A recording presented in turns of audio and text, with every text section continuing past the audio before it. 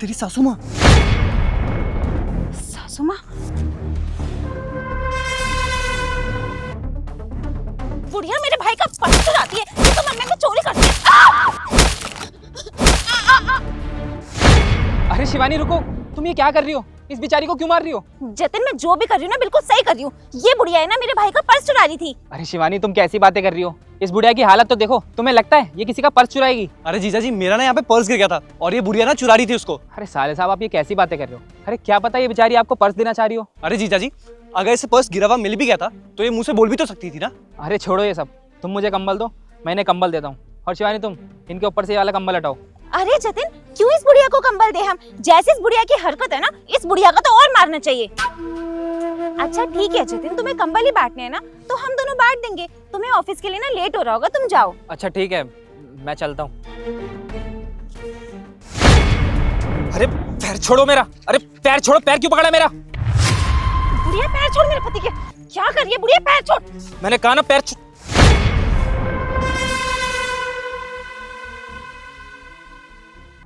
माँ? अरे जतिन पीछे हटो, तुम ऐसे ही किसी को भी छू लोगे क्या? अरे देखो ना कितनी गंदी है ये, कितने गंदे कपड़े पहने हुए हैं इसने। अरे शिवानी तुम देखो ना, इनके हाथ में भी सेम वही कंगन है जो मेरी माँ के हाथ में था। जतिन तुम कैसी बातें कर रहे हो? दुनिया में सिर्फ ऐसा एक ही कंगन हो सकता है क्या? बाकी भी तो हो सकते हैं ना। अरे शिवानी मैं मानता हूँ कि दुनिया भर में ऐसे बहुत कंगन होंगे, लेकिन मैंने अपनी माँ के कंगन पे ना नाम लिखवाया था। और देखो ना इस कंगन पे भी माँ का नाम लिखा हुआ है। जतिन मम्मी जी यहाँ पर कैसे आएंगी? मैंने तुम्हें बताया तो था कि मम्मी जी ना तीर्थ यात्रा के लिए गई हुई है और ये लोग ना होते ही चोर हैं। इसने चुरा ली होगी माँ की कंगन। ओए कहाँ से मिला है तुझे ये कंगन? अरे जीजा जी, क्या कंगन कंगन लगा रखा है? आपको ऑफिस के लिए लेट हो रहा होगा, आप जाइए ना। हाँ जतिन मेरा भाई बिल्कुल सही कह रहा है, तुम लेट हो रही होगी, तुम जाओ। ठीक है, मैंने मान लिया कि मेरा वहम हो सकता है, लेकिन जब तक मैं इनकी शक्ल नहीं देख लेता ना, मैं जाने वाला नहीं हूँ।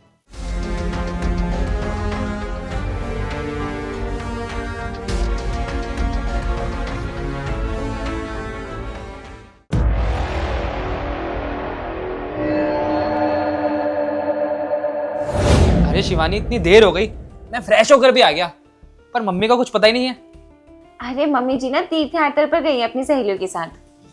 क्या तीर्थ यात्रा पर उन्होंने तो मुझे बताया ही नहीं। रुको मैं उन्हें कॉल करता हूँ। अरे मम्मी जी को ना फोन करने का कोई फायदा ही नहीं है, वो फोन ही नहीं लेकर गए। मम्मी जी कहकर गई है कि मैं इनसे मोह माया से दूर रहना चाहती हूँ, वो सिर्फ ना भक्ति में लीन रहना चाहती है। क्या यार, ये मम्मी जी भी ना कम से कम मुझे एक बार बता तो देती जाने से पहले। अब पता नहीं उनकी सहेलियां उनका ध्यान रखेंगी भी या नहीं। ऊपर से माँ की याददाश्त भी कमजोर है। अब मैं भी अगले साल ही आ पाऊंगा और तभी मिल पाऊंगा अब माँ से। अरे कोई बात नहीं जतिन, तुम अगली बार आओगे तो अगली बार मिल लेना। हाँ अब क्या कर सकते हैं। तुम एक काम करो, खाना लगाओ। माँ अब इस हालत में यहाँ क्या कर रहे हो? माँ बोलिए ना कुछ। अरे माँ क्या हुआ, आप कुछ बोलते क्यों नहीं हो? अरे हाँ जतिन, ये तो हमारी मम्मी जी है, पर ये यहाँ कैसे आ गई? ये तो तीर्थ यात्रा पर गई हुई थी ना। हाँ शिवानी, मैं भी वही सोच रहा हूँ कि माँ यहाँ कैसे आई। पर देखो ना माँ कुछ बोलती ही नहीं है। माँ कुछ बोलिए ना। भैया ये बोलेंगी कैसे? ये तो पागल हो चुकी है। क्या मतलब? भैया आप इनको माँ क्यों बोल रहे हैं? आप इनके बेटे हैं क्या? हाँ मैं इनका बेटा ही हूँ, पर ये कुछ बोल क्यों नहीं रही? भैया ये कुछ इसलिए नहीं बोल पा रही है क्योंकि ये पागल हो चुकी है। ये मुझे 6 महीना पहले मिली थी, तब तो ये ठीक थी, पर धीरे धीरे करके ये अपने बेटे के इंतजार में बिल्कुल पागल हो चुकी है। भाई क्या आप मुझे ये बता सकते हैं कि मेरी माँ की ये हालत हुई कैसे? देखिए भैया मुझे ज़्यादा तो नहीं पता, पर ये जब ठीक थी तब मुझे बताई थी। इनके बहू और बहू के भाई इनको धक्के मार के घर से बाहर निकाल दिए थे, और ये भी बताई थी कि इनका बेटा कुछ काम से बाहर रहता है, तो अपने बेटे के पास भी ये नहीं जा पाई। भैया मैं तो इनसे बोला भी था कि अपने घर का एड्रेस मुझे बता दो, मैं तुम्हें पहुंचा दूंगा, पर इनका याददाश्त इतना कमजोर था तो ना इनको घर का अपना एड्रेस मालूम था, ना अपने बेटे का फोन नंबर। अबे ओए पागल, क्या बोले जा रहे तू? और जतिन तुम किसी की बातों में आ जाओगे क्या? चुप करो शिवानी, तुम झूठ ये नहीं, झूठ तुम दोनों बोल रहे हो। अरे अगर मेरी माँ तीर्थ यात्रा पर गई होती तो ये यहाँ क्या कर रही है? अरे भैया आप खुद सोचिए ना, अगर ये तीर्थ यात्रा पर जाती तो इनके पास बैग होता, पैसा होता, पर इनके पास ना बैग था ना पैसा था। और ये तो खुद बताई थी इनके बहू और बहू का भाई इनको घर से धक्के मार के बाहर निकाल दिए थे। और ये जब से मिली है एक ही कपड़ा में रहती है, जो मिलता है खाती है और यहीं पर सो जाती है। अरे जीजा जी, मुझे तो लगता है यही चोर है, इसी ने ना माँ जी का सारा सामान चुरा लिया होगा।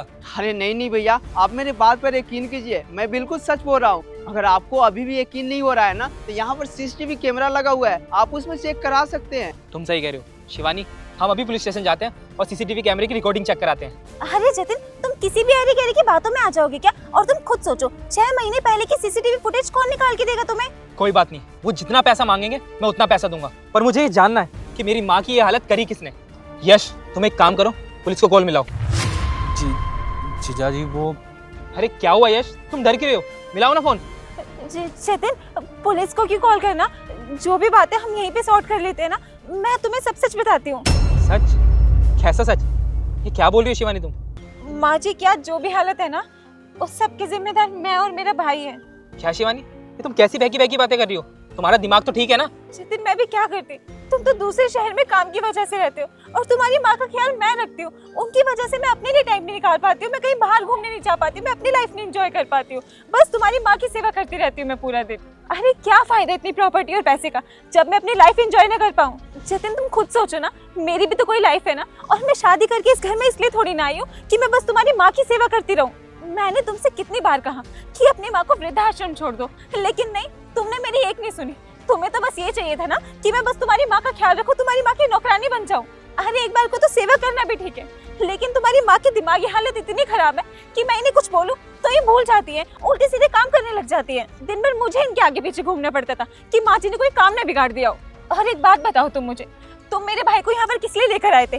पढ़ाई लिखाई के लिए ना, लेकिन वो बेचारा पढ़ाई लिखाई नहीं कर पाता था। मेरे भाई का टाइम भी ना तुम्हारी माँ की सेवा करने में निकलता था। इसीलिए जब तुम्हारा दूसरे शहर में ट्रांसफर हुआ ना, तो मैंने और मेरे भाई ने ये प्लान बनाया कि हम तुम्हारी माँ को घर से बाहर निकाल दें।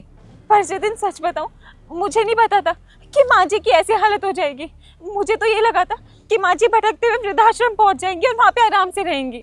और मैं सच कह रही हूँ जितिन, मुझे तुम्हारी माँ से कोई नफरत नहीं थी। मैंने तो बस ये सब इसलिए किया ताकि मैं और मेरा भाई अपनी लाइफ एंजॉय कर सके। पर प्लीज जितिन, हम दोनों को माफ कर दो, हमसे बहुत बड़ी गलती हुई है।